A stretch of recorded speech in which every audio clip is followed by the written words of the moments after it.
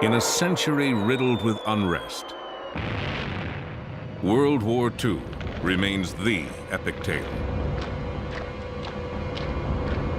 An event of unparalleled impact. Even now, we are uncovering new information about secret weapons and villainous tactics,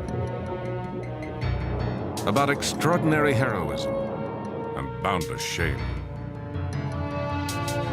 about a time when one life, or one bullet, or one bomb separated infamy and glory, defeat and victory, tyranny and freedom. Untold stories of World War II.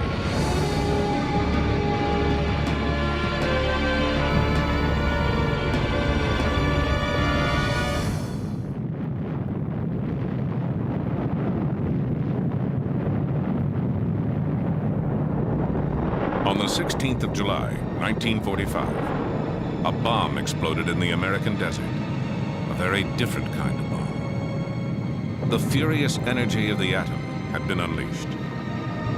That power might have landed in the wrong hands had a few brave men not waged a secret war against Germany's atomic program.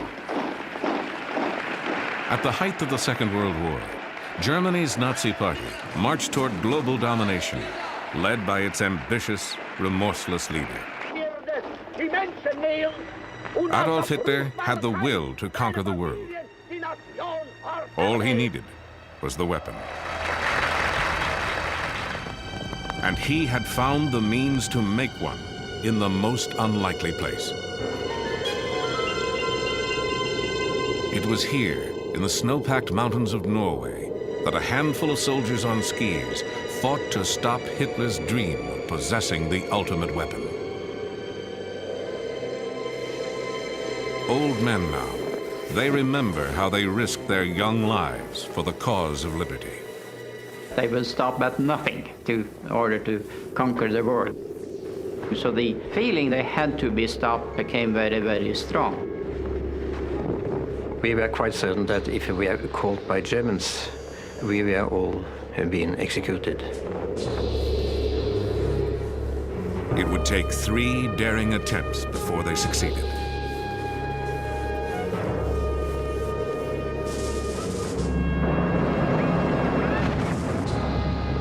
April 9th, 1940. German warships penetrated Oslo Fjord. The Blitzkrieg had come to Norway. Within 2 months, the besieged nation was forced to surrender. Well, it took some time to realize it, actually, but when autumn 1940 came and the darkness came in over Norway, you suddenly realized that it was not the same Norway you had the year before. To understand it, you need to have the experience of being occupied. To live in an occupied country is the most distressing thing you can do.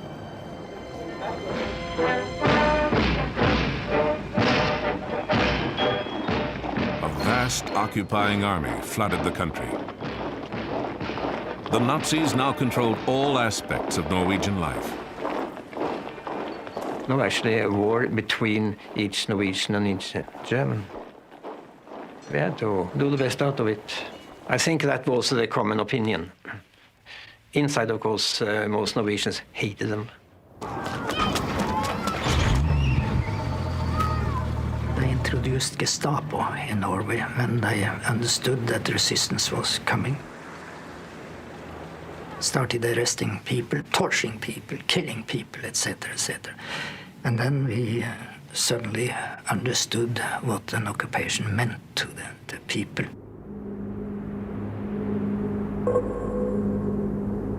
Hitler's grasp extended into every corner of the country.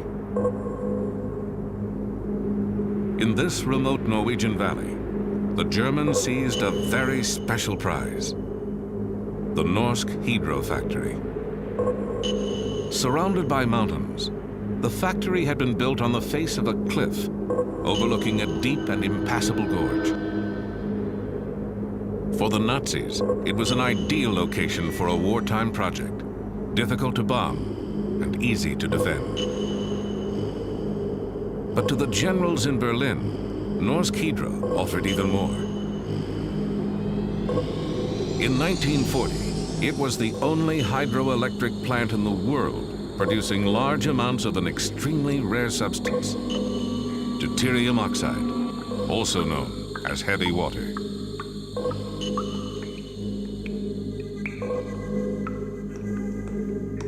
As soon as they took control of the plant, production went into high gear.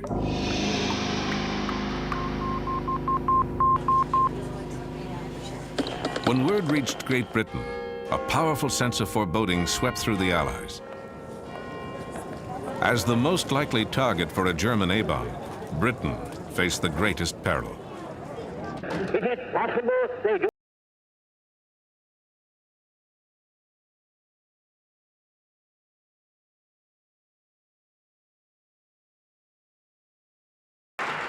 Winston Churchill's spirited defiance of the Nazis became a rallying point for resistance fighters from all over conquered Europe. Young Norwegians, eager for combat, joined the army of exiles gathering in Britain. There was no sacrifice that was too big to try to get the Germans out. Clean rifle. Well done. The British created a secret organization, the Special Operations Executive, to fan the fires of resistance.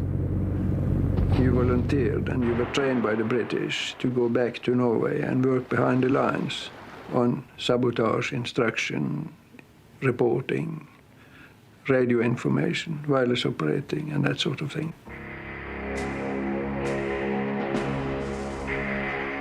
A few young resistance fighters would return to Norway undercover, armed with a plan to destroy the heavy water factory.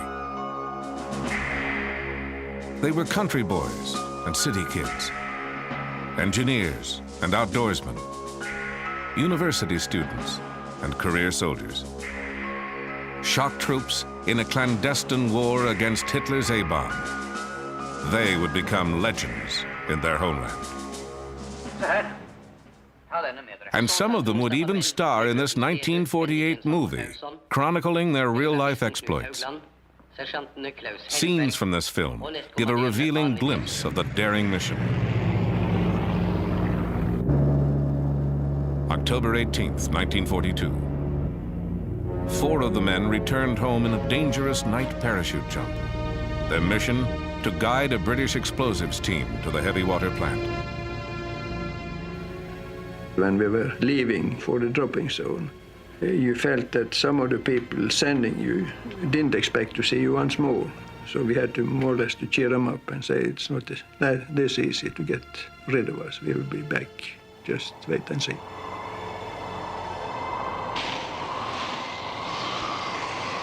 Our target is the heavy water production. That was all. They said it's important and we have to destroy it.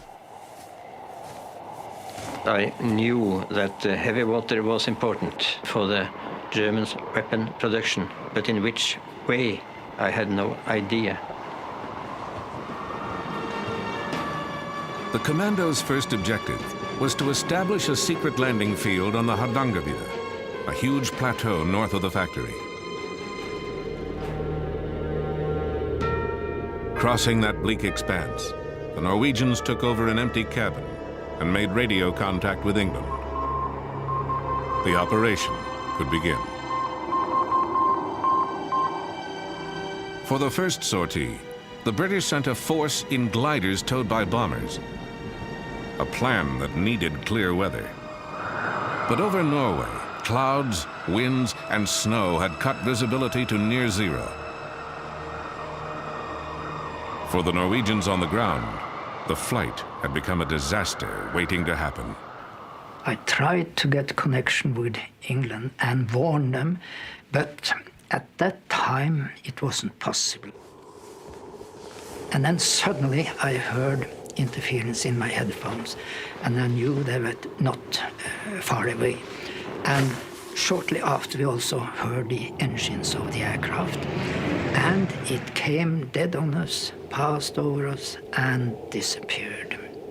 After about half an hour, the next plane with a glider came, and it came right to us correctly, turned, and went away.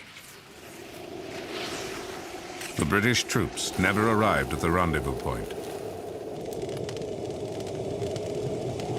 We got a message from London that both gliders and one of the Halifaxes had crashed in the mountains. So that was the end of the freshman operation. It was a complete disaster. The soldiers who survived the crash were rounded up and executed. The Allies' secret war against the heavy water factory was now exposed. To avoid detection, the commandos withdrew deeper into the Hardangervidda. For weeks, perhaps months, they would have to live off a land where little existed but snow and ice. When this mission on the gliders failed, we had actually no supplies for further stay in the mountains. So we were dependent upon reindeer. But at that moment, there were few or no reindeer at all in our area because of the wind directions. It was so very difficult to get to the reindeers. But the day before Christmas, Jens, he shot the reindeer. Jens learned that if you take the stomach of a reindeer, you get vitamins from the reindeer moss. So we cut up the stomach and took out the reindeer moss or the contents and mixed it with blood and everything and made a nice porridge mixed with brain. And we were eating it, and it probably saved our lives. So Christmas Eve, we had a real fine party.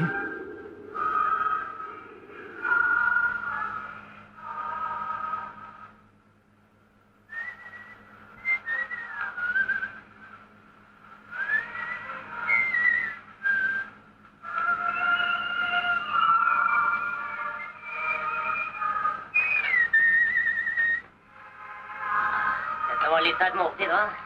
Ja, det var ikke dårlig. We chatted, and we had a good time at Christmas Eve, I remember well.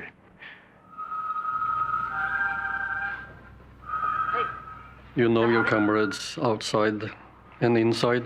You know what he is going to say before he opens his mouth. I had endurance. I had a will to hold on when there is nothing in you except the will which says to hold on. They would have to hold on through the darkest months of winter. But each day, the Nazi supply of heavy water was growing, drop by precious drop. London had to make a move. A second Norwegian squad, specially trained in explosives, would drop onto the Hardangervidda and join their comrades in an assault on the heavy water plant. February 16th, 1943. Under cover of night, the 6 new men landed. Now the commandos were ready to strike a blow against Hitler's A-bomb, if they could penetrate the factory's formidable and deadly defenses.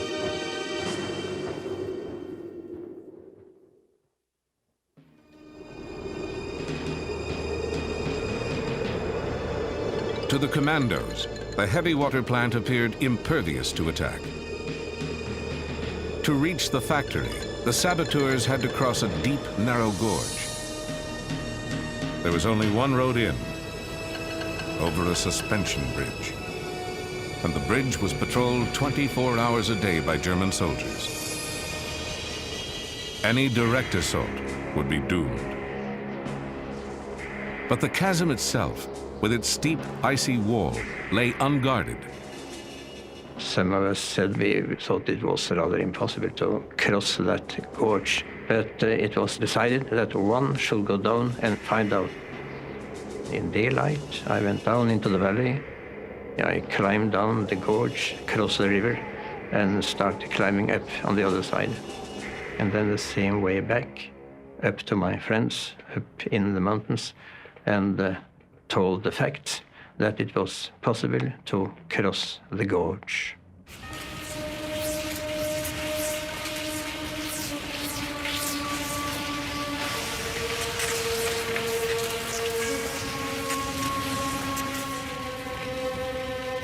You felt that this may be serious, very serious for you, and you accepted that you might not come through.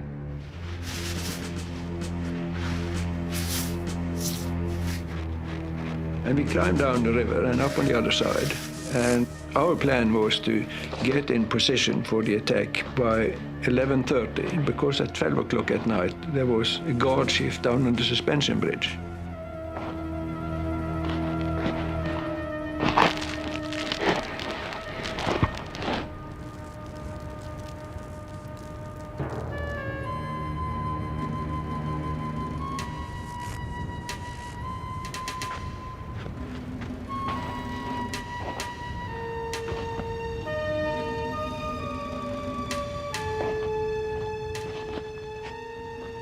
We wanted to see the German guards being relieved, coming up in the factory area and enter the barracks before we went inside.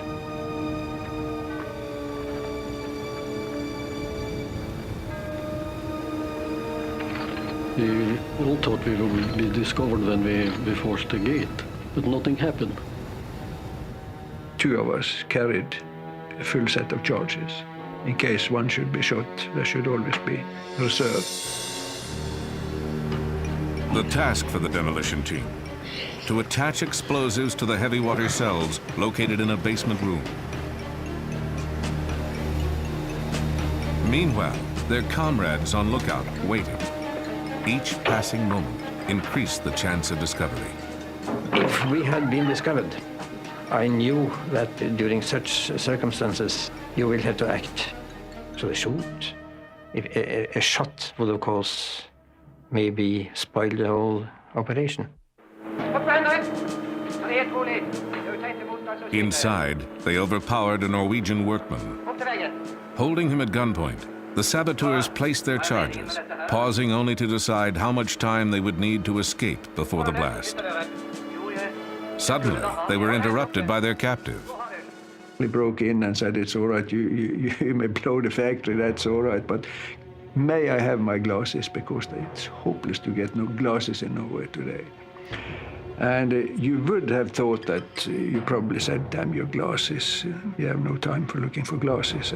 But instead you dropped what you were doing and you searched all around the room, and you found the holster for his glasses and gave him, and he said, "Thank you very much." And so we went on with taping the fuses. Du må ha dem, ta dem på nesen. Ut da!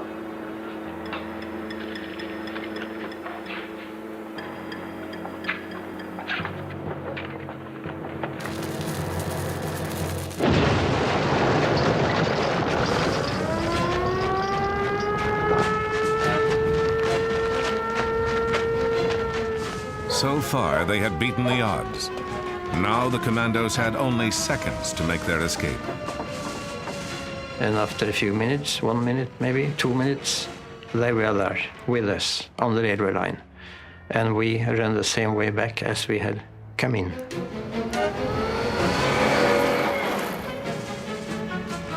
The road condition and the snow condition were excellent, because on the railway quite a lot of the snow had blown away on the outer side, and that was frozen solid ground, and we didn't put a mark. So everything was actually on our side. With determination, skill, and daring, the saboteurs had dealt a crippling blow to their enemy without losing a man. But heavy water had become a German priority, and within 6 months, the factory was back in operation. The Allies had to assume the worst. Nazi scientists were closer than ever to building a bomb. Another attack on the factory was set in motion. this time from the air. In a bold noonday raid, 176 American bombers hurled destruction at the plant. The raid damaged factory buildings and killed civilians in a nearby shelter. But the heavy water, secured in the basement, went untouched. With production halted, the Germans decided to move the operation to the safety of the fatherland, and inadvertently gave the commandos one last chance to destroy it forever. We had got information from London that the Germans had planned to take down the remaining heavy water. Team members secretly scouted the route. The heavy water would be loaded onto railway cars and taken by train to Lake Tinsha. Here, the cars would go aboard a passenger ferry for the 2-hour trip across the lake. A well-placed charge could sink the ferry, and with it, all the heavy water. But sinking a public ferry meant paying a terrible price. Our conclusion was that the sinking of the ferry was about the only possible solution. It would have to be civilian sabotage, which was naturally a very serious thing to deal with. There was no doubt in our mind that there were going to be human lives taken. And furthermore, it could be anybody. And Rjukan was a small town, and it was really almost like all family. Fearing neighbors and friends might die, the Norwegians sent an urgent message to London. The British reply was immediate and uncompromising. It has been talked over, and the conclusion is the heavy water has to be destroyed. Good luck. And when you get such a message from London, you have to do it.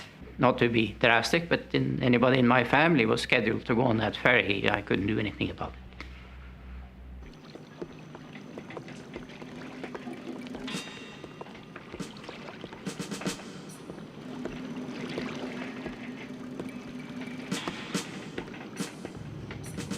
The Germans never put any guards on the ferry. They were watching the barrels on the railway. But the ferryboat itself was not guarded at all.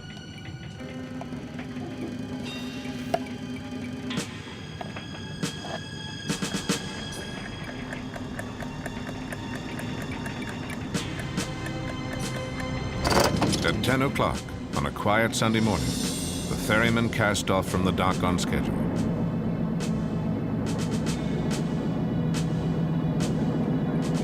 "45 minutes later, at the appointed spot, a blast tore through the bottom of the boat.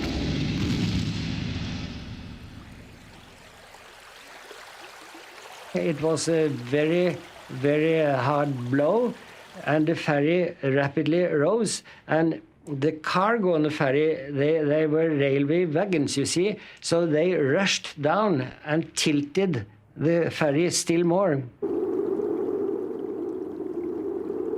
Within moments, the mortally damaged ferry had sunk beneath the surface, carrying with it innocent passengers and Nazi Germany's atomic ambitions. The heavy water being on board went down with the ship, and it's still on the bottom of the Tinsha Lake.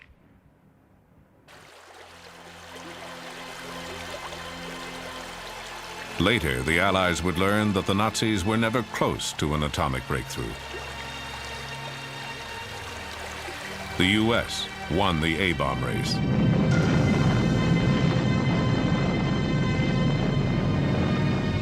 Within months of the German defeat, America dropped the first atomic bomb. But in the Allies' hands, the bomb helped to win a war, not perpetuate one. If Hitler had the bomb, he might have used it to devastate the world. The Norwegian resistance fighters did their part to stop him. Their mission was one of the greatest feats of sabotage in military history, something that had to be done at all costs, and was. You have to fight for your freedom and for peace. It's not something that you have every day. You have to fight for it every day to keep it. It's like a glass bowl. It's very easy to break. It's easy to lose.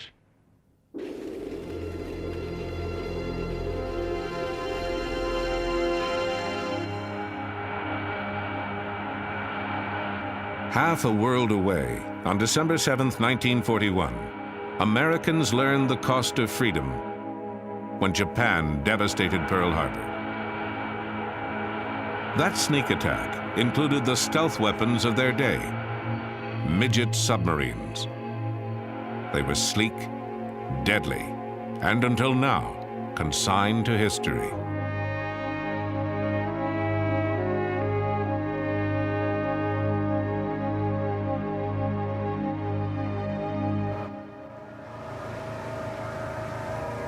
The National Park Service and the U.S. Navy have searched for the wreck of a Japanese midget submarine.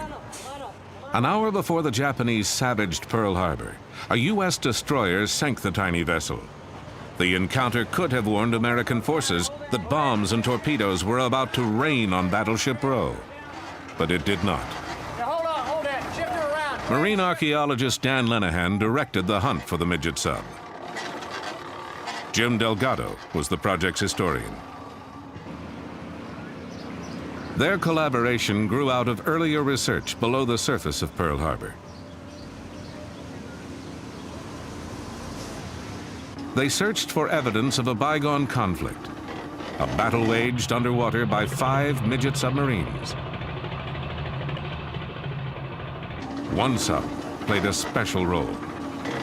And what's particularly exciting about the midget sub that's outside the entrance is it would have represented the first exchange of hostilities between the United States and Japan in World War II. And because remember that this sub was sunk an hour before the planes attacked Pearl Harbor. It's an incredibly important, significant find if we could do it. The search for the midget sub focused on a square mile of debris-laden bottom. The area is a graveyard of war relics, like this old Navy plane. 1,000 feet down in the darkness, everything begins to resemble a sub. But what they're looking for is 80 feet long and 6 feet across. It carried 2 torpedoes and was manned by an officer and a navigator. They were going to come on in, sit and wait, and then when the attack occurred, when the planes came in, when all hell broke loose in Pearl Harbor, they would surface, fire their torpedoes, wreak as much havoc as they could, swing around Ford Island, head back on out, and then rendezvous with their mother subs to be taken back to Japan. The mother ships moved into position off Diamond Head before midnight, December 6, 1941. They arrived ahead of the Imperial Navy Task Force. Each mothership had a midget sub strapped to its hull. The larger craft would release the midgets before dawn and retrieve them after the attack. But the tiny vessels would never return from the battle, a clash of giants that had been brewing for years. A long series of brutal attacks upon From Manchuria to French Indochina, in less than a decade, Japan had rolled up a long list of conquests across Asia. Despite an Allied embargo on war materials, she was growing stronger. By late 1941, the vast resources of Southeast Asia lay before the rising sun. Their only protection, a scattering of British and Dutch outposts, and the U.S. Pacific Fleet. I think there was a general sense that the war would break out. I don't think anybody expected that it would take place here at Pearl Harbor. Successfully surprising an island fortress 4,000 miles away also seemed impossible to Japanese leaders. But Admiral Isoroku Yamamoto convinced them this daring raid was the only way to disarm the sleeping giant. Japan had to smash America's Pacific Fleet, even if that meant attacking its home base in Oahu's natural harbor. Japanese pilots trained hard through the fall of 1941. So did the crews handpicked to pilot the midget subs, the fastest boats of their kind. Soon, they would have their chance for glory.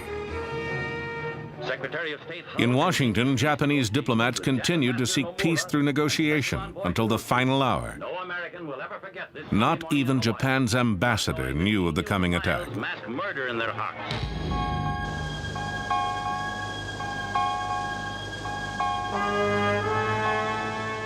December 7th, 1941. As Oahu slept, the Japanese task force brought 350 attack planes into striking distance of Pearl Harbor, just 200 miles away. In Washington, military intelligence teams had broken Japan's diplomatic code. They knew an armada was somewhere in the Pacific, but they did not know its destination. Near Diamond Head, dawn was approaching. The Japanese mother subs surfaced to release the midget submarines. But something went wrong. At 6:30 a.m., a seaplane pilot and a freighter crew reported a strange sub approaching Pearl Harbor. The captain of a nearby destroyer, the USS Ward, realized intruders were trying to penetrate the fleet's defenses. His gunners opened fire. The midget sub began sinking in 1,000 feet of water. Depth charges finished her off. The Ward reported the sinking twice. But before notifying Pacific Fleet Commander Husband E. Kimmel, District Headquarters waited 30 minutes. The delay was all the attackers needed. News of the sub might have prevented what happened next. Well, the message was radioed in that they'd fired on and depth charged this sub. It didn't reach Admiral Kimmel. It wasn't until just a few minutes before the attack commenced in earnest with the planes coming in that the Admiral was finally phoned and told, look, we got this message in from the commander of the ward saying that he's fired upon a sub operating in an offensive zone. Kimmel says, well, why wasn't I told about this? He's putting his uniform on, he's heading out, and at that moment, the planes come screaming in overhead, the bombs start dropping.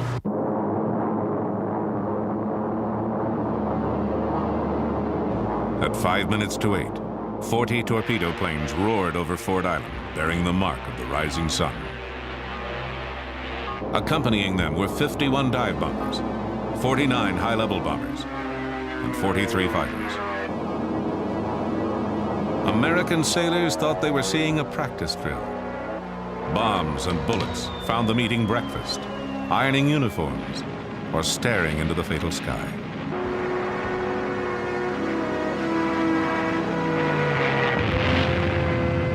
Arizona, Oklahoma, California.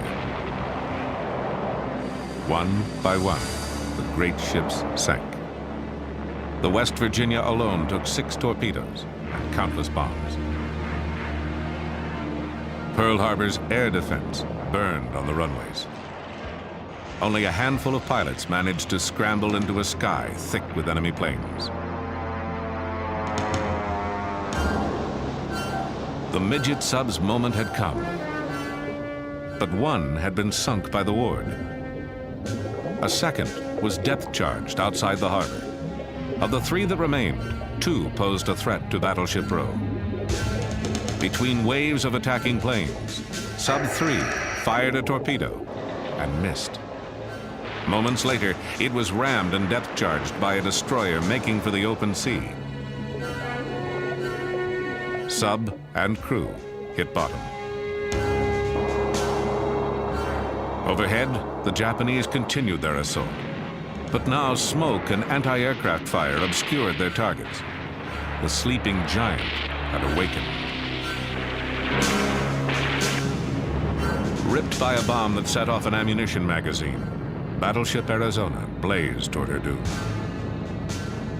Survivors staggered into waters aflame with burning oil. Japan's brilliant, relentless attack had killed more than 2,400 Americans and crippled most of the U.S. battleships in the Pacific.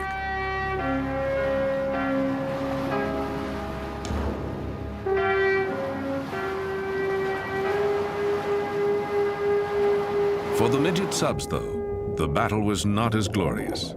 2 still roamed Hawaiian waters. Number 4, which may have fired at Battleship Row, radioed news of Japan's victory to the fleet that evening. Then she disappeared, never to be heard from again. The subs may not have seen resounding success, but Japan needed heroes. So the propaganda machine reincarnated their crews as the 9 young gods of Pearl Harbor. This wartime Japanese feature told their story with luxurious exaggeration. In truth, quarters were cramped and reeked of battery fumes. The midget subs helped create confusion at Pearl Harbor, but didn't affect the war's outcome. And what of the last midget sub at Pearl Harbor? Commanded by Ensign Kazuo Sakamaki, it suffered a fate worse than sinking. On December 8th, as President Franklin D. Roosevelt called for war, Sakamaki's sub washed up on the far shore of Oahu, undone by a faulty gyroscope. His submarine wouldn't function right, so he drifted all the way around the island to the opposite end and then around and went ashore on the morning of December 8th at Bellows, where he and the crewmen assigned to the sub tried to blow the ship up. It didn't work. They jumped into the water. The crewmen drowned, but Sakamaki washed ashore and became the first prisoner of war that the United States captured in the war in the Pacific. POW number 1. Sakamaki spent the war in prison. His sub toured the U.S., helping to sell war bonds, a souvenir of dark days.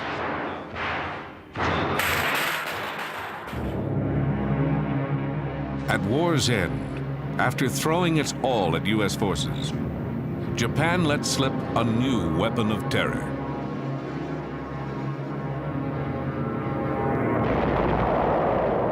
For decades, the scars left by kamikaze attacks enforced a silence on both sides. But the men who fought those battles will never forget them.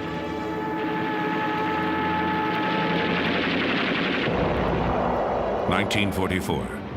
Japan, its back to the wall, made a final fanatic effort to stave off defeat. In an act incomprehensible to Americans, the Empire ordered thousands of men to certain death.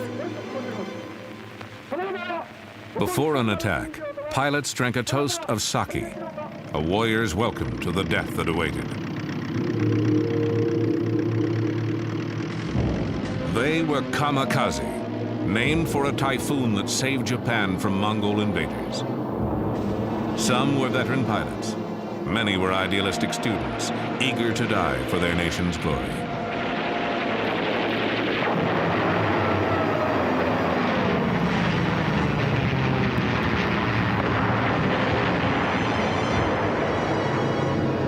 Kamikazes inflicted awful punishment on their enemies. More than 3,000 flyers dove to their deaths. They sank 57 ships and damaged more than 300 others. Their attacks killed at least 3,000 Americans and wounded more than 6,000. The kamikazes were the deadliest weapon ever launched against the U.S. Navy, so frighteningly effective that their existence was initially kept secret from the American public.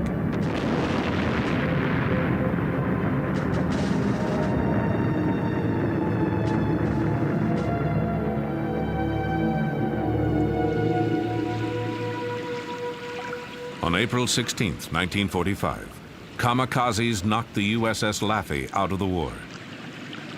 The Laffey was rebuilt. She is now a museum ship in Charleston, North Carolina. Today, she's receiving visitors, her skipper and 4 crew members from World War II.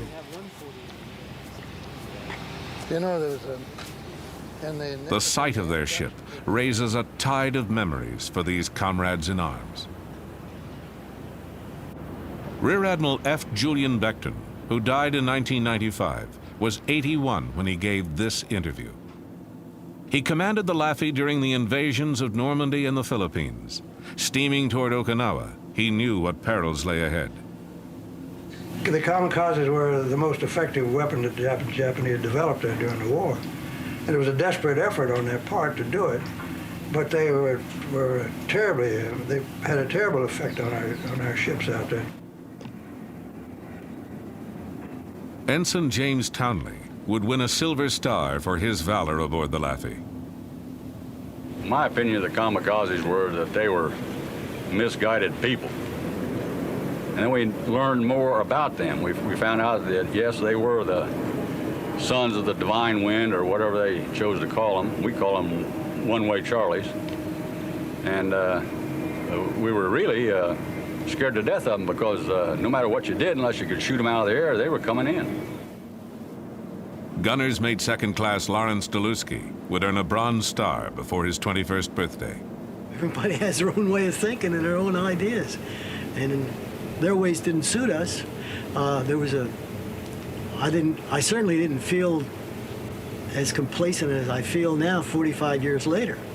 At that point, I was ready to kill them all.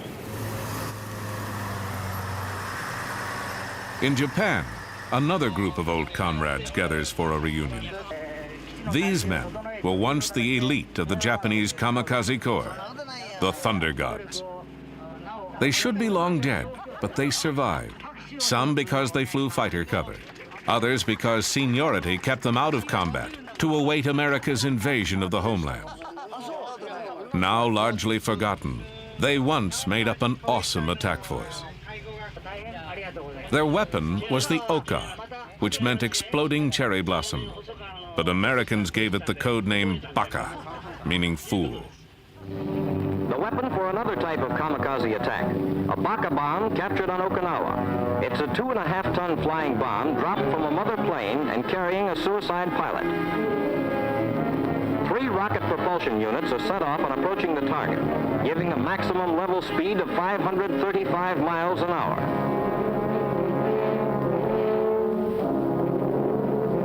The Baka's punch is an armor-piercing 2,600-pound warhead. It's the first weapon specially designed for the kamikaze flying corps.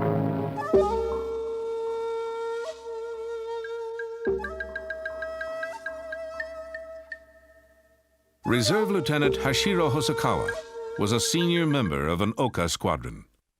じゃあもう簡単に言うと、同じ死ぬにも犬死にという日本の言葉があります。 There is a Japanese word, inujini, die like a dog, meaning die in vain.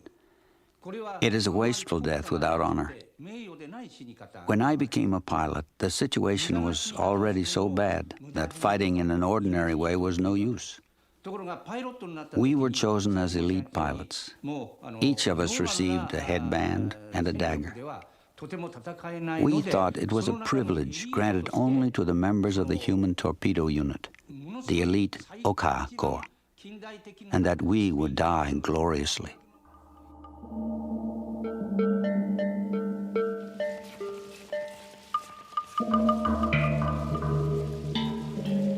These were the Thunder Gods. All had volunteered. All were ready to die. Each year, they gathered to pray for their fallen comrades. Commander Kunihiro Iwaki was vice commander of the Corps.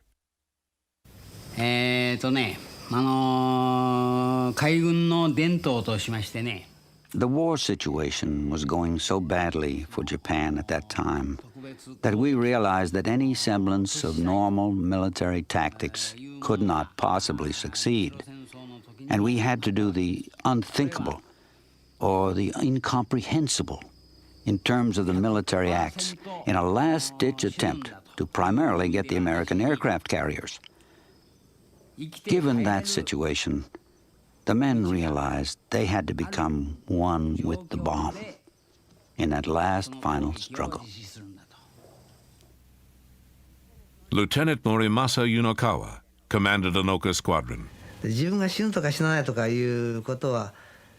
thought of my death crossed my mind only for a fraction of a second. I was then thinking of only to serve.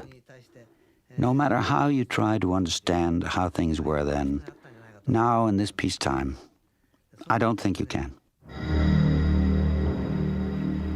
A kamikaze could send a ship to its grave, but each flyer had only one chance for success.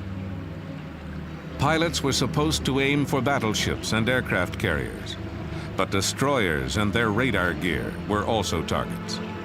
Aboard the Laffey, nervous sailors repeated tales of picket ships breaking in half and sinking immediately. The crew would always debate where is the safest place to be. That was always the big talk. Is it safer to be below, or is it safer to be on deck, or in the bridge, or wherever? They all had their own theories about where was the safest place. Of course, there was no safe place.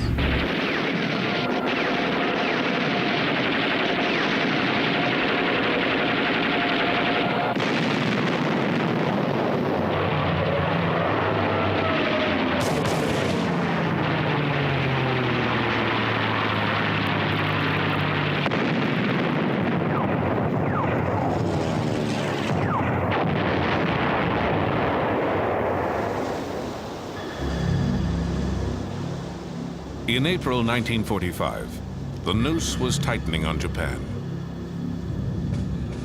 As the Battle of Okinawa began, destroyers patrolled 50 miles closer to Japan, tempting kamikazes taking off from the mainland. Suicide attackers had sunk several destroyers on this battle station.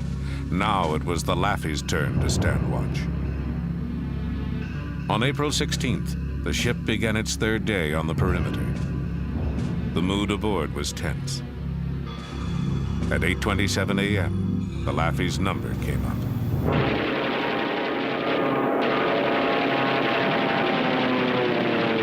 Well, the first ones were they sort of circled around out pretty far, maybe 10,000 yards, and they'd and then all of a sudden, it's like some sort of signal, they started coming in, and first they just came in one or two at a time, but then they started coming in several at a time, and you just couldn't take them all under fire, so that's when we started getting hit. For 80 minutes, the Laffey's crew fought off the heaviest kamikaze attack ever on a single ship. Our closest call was a plane coming in on the starboard beam. And it was, when I first saw it, it was low on the water, about 10,000 yards out. I figured it was about eight seconds away from certain death unless the gunners got it.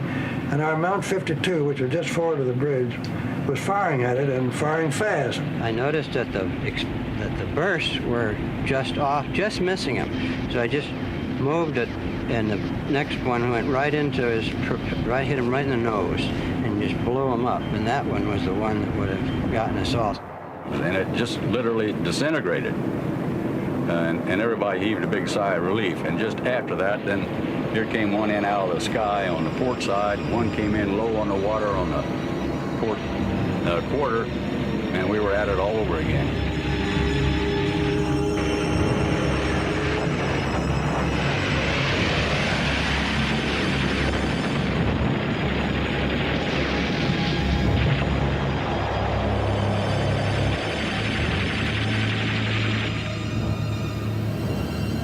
Morning of April 16th, we had a suicide plane hit us right about here. It hit with enough impact so that this gun was blown up, canted upward at more than a 45-degree angle. The motor of that plane skidded along the inside of this left-hand gun and wound up at the hatchway in the back of the gun on this side. And when he hit over there, I was blown up the deck about 15 feet. When I regained consciousness, that's where I was.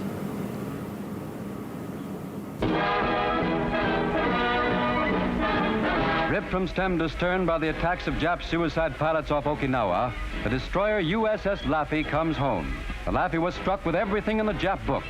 In the savage attempt to finish her off, 22 suicide pilots roared over her. 7 bomb-loaded planes crashed on her decks. The final score was 9 enemy planes shot down by the Laffey. But 32 of her brave men were dead or missing, and 60 were wounded. In the words of her skipper, Commander Beckton, she was truly the ship that would not die.